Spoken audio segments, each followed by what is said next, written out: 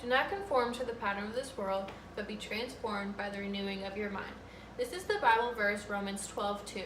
I've spent my whole life living by this verse, not letting society change who I am, living through God and allowing Him to guide me through life.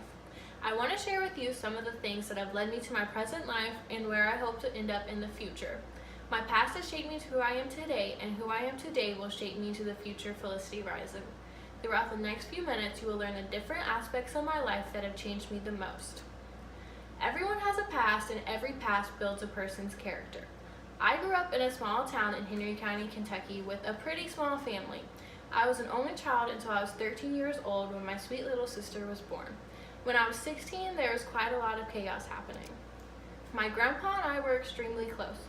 I spent most of my time with him, whether it was swimming, working on his Corvettes, or him teaching me my math skills. A couple weeks before my 16th birthday, my grandpa had a stroke and ended up in the hospital.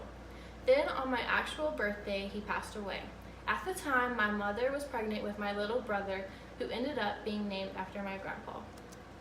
My family had the most impact on where I am in my life today. Today, I am a full-time college student who also works full-time.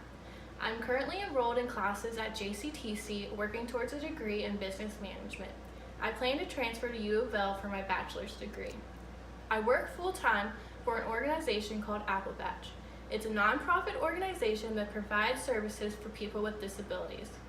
Before I started working at Apple Patch, I worked at a daycare and fell in love with it. The preschool led me to pursuing my degree in business management so I can eventually open my own preschool. Today, I'm working as hard as I can so my future can be the best I can provide. I plan to own my own business and have a big, loving family. I mentioned earlier how much I loved working at the preschool, and it's because of how much I love kids.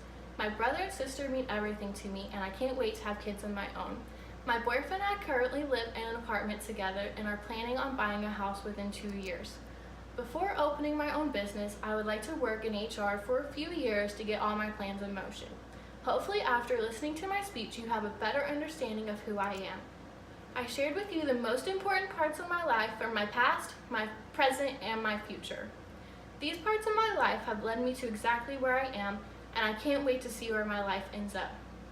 As for the quote I mentioned before, I will continue to live by Romans 12:2.